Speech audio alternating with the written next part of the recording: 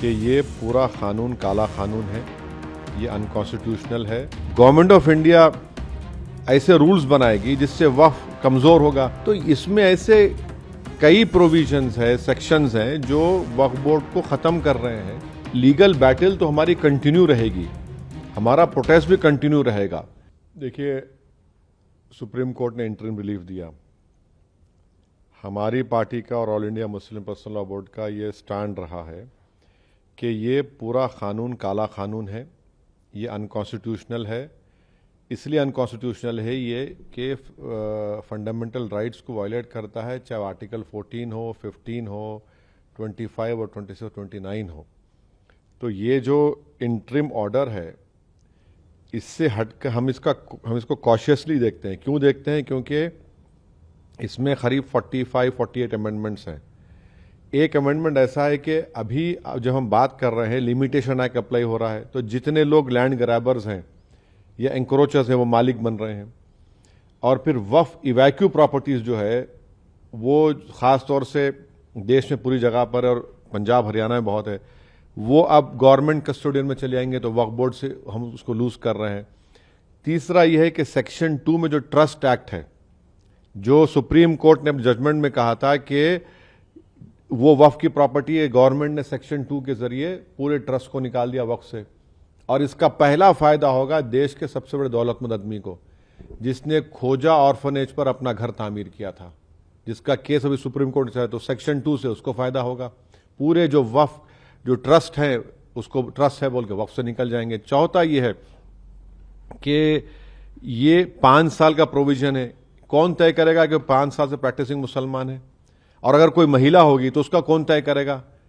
और जब वो 5 साल तक मुसलमान के वक्फ को नहीं दे सकेगी, दूसरे धर्म को दे सकेगी, तो ये तो नुकसानदेह है।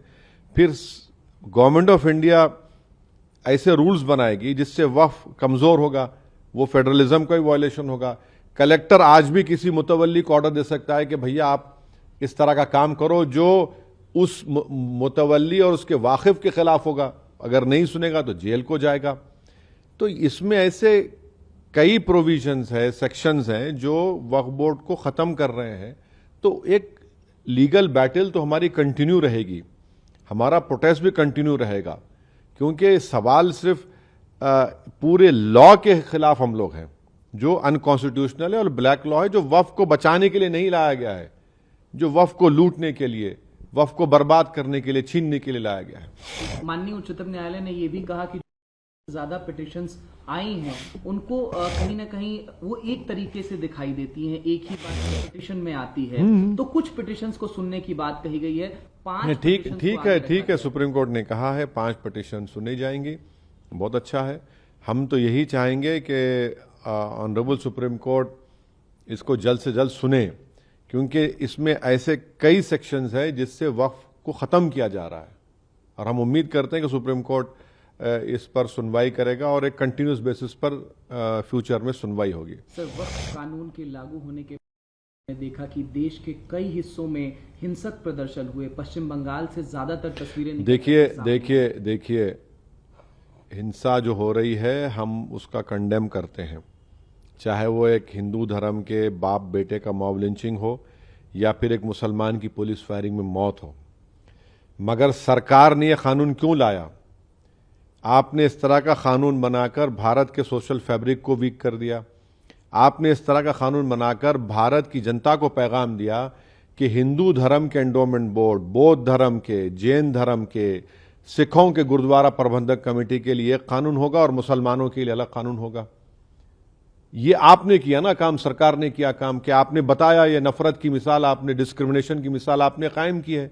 हम तो कह रहे थे पार्लियामेंट के अंदर ज्वाइंट वर्किंग कमेटी में, हमने टाइसन नोट भी दिया। ये तो सरकार की जिम्मेदारी है। सरकार की इस गलत फैसले की वजह से आप टारगेट कर रहे हैं मुसलमानों के ईमान को, मुसलमानों की मस्जिदों को, दरगाहों को, इमाम बाड़ों को। और अब कैसे उम्मीद करेंगे कि कोई गयूर मुसलमान आपके सामने सर झुका देगा, आपके कानून को एक्सेप्ट कर लेगा, जो कॉन्स्टिट्यूशन के खिलाफ है, फ्रीडम ऑफ रिलीजन के खिलाफ है, आर्टिकल 26 का ग्रेव वायलेशन है। कल सीजे पर चिंता व्यक्त की थी, जिस तरीके से हिंसा हो रही थी सर, और कहीं ना कहीं अब आगे किस राह पर देखते हैं इस कानून? देखिए हम वायलेंस के खिलाफ थे, हैं और रहेंगे, मगर प्रोटेस्ट हमारा अधिकार है। हम जनता के दरमियान में जाएंगे, अपनी बात को रखेंगे, प्रोटेस्ट होगा। All India Muslim personal law board ने जो प्रोटेस्ट का प्रोग्राम बनाया, हम उसकी सपोर्ट करते आए, सपोर्ट करेंगे। ह्यूमन चेन का उन्होंने ऐलान किया, एक डेट को ह्यूमन चेन होगी, एक तारीख के दिन कोई डेट अनाउंस होगा जिसमें 10 मिनट के लिए लाइट बंद होगी, महिलाओं का प्रोटेस्ट होगा।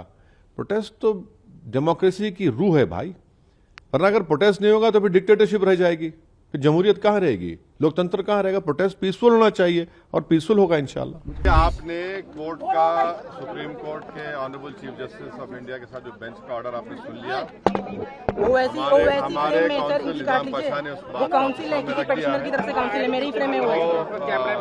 आइंदा फिर जब पेशी होगी हम लोग कोशिश करेंगे, तो यही बात करें। और कुछ आज मूवमेंट क्यों कर रहे हैं? नहीं, अभी जो सुप्रीम कोर्ट ने तो कह दिया है कि वक्फ बाय यूजर पे सुप्रीम कोर्ट ने एक बार में स्टे लगाया है, और वक्फ बाय यूजर के डिलीशन पर स्टे लगाया है, और साथ ही साथ कोई सेंट्रल वक्फ काउंसिल के बनाने पर स्टे लगाया गया है, स्टेट वक्फ बोर्ड के बनाने पर स्टे लगाया गया है। पूरे सर, आज के फैसले से आप मुतमईन हैं सर, क्योंकि कल सुप्रीम कोर्ट 3 डायरेक्शन देने वाला था, लेकिन आप सेटिस्फाई है सुप्रीम कोर्ट आज का जो फैसला है उससे आप सेटिस्फाई हैं सर? कितना आश्वस्त? देखिए, मैं joint working committee of parliament का मेंबर था। जितने अमेंडमेंट सरकार ने उसमें लाए थे, हमने उसकी मुखालिफत की और हमने डाइसेंट रिपोर्ट दिया। पार्लियामेंट में भी मैंने उस पूरे बिल की मुखालिफत की है। तो ये कहना कि मैं दूसरे बिल के प्रोविजंस को मान लूंगा, ये सवाल पैदा नहीं होता। हम पूरे उस बिल को उस एक्ट को अनकॉन्स्टिट्यूशनल मानते हैं, और ये आर्टिकल 25, आर्टिकल 26, 14 और 15 और 29 का ग्रेव वायलेशन है। ये हम पहले से ही बोल किया है, और आज फिर आपके सामने रिपीट कर रहा हूँ। देखिए, आपको पूरे उस कानून को समझने की जरूरत है। सर, इधर भी 5 साल प्रैक्टिसिंग मुसलमान का तो रहेगा, अब उसको कौन डिसाइड करेगा? अब कोई महिला है, उसको कौन डिसाइड करेगा? तो ऐसे कई उसमें जो अमेंडमेंट्स के जरिए लॉ बनाया गया है, हम उसके आज भी मुखालिफत कर रहे हैं और कल भी अपोज करते रहेंगे। और लीगली हम सुप्रीम कोर्ट ने चैलेंज किए, हम उसको उन तमाम चीजों को violation of the fundamental rights मानते हैं कि ये पूरा कानून काला कानून है, ये अनकॉन्स्टिट्यूशनल है। गवर्नमेंट ऑफ इंडिया ऐसे रूल्स बनाएगी जिससे वक्फ कमजोर होगा, तो इसमें ऐसे कई प्रोविजंस है, सेक्शंस हैं जो वक्फ बोर्ड को खत्म कर रहे हैं। लीगल बैटल तो हमारी कंटिन्यू रहेगी, हमारा प्रोटेस्ट भी कंटिन्यू रहेगा।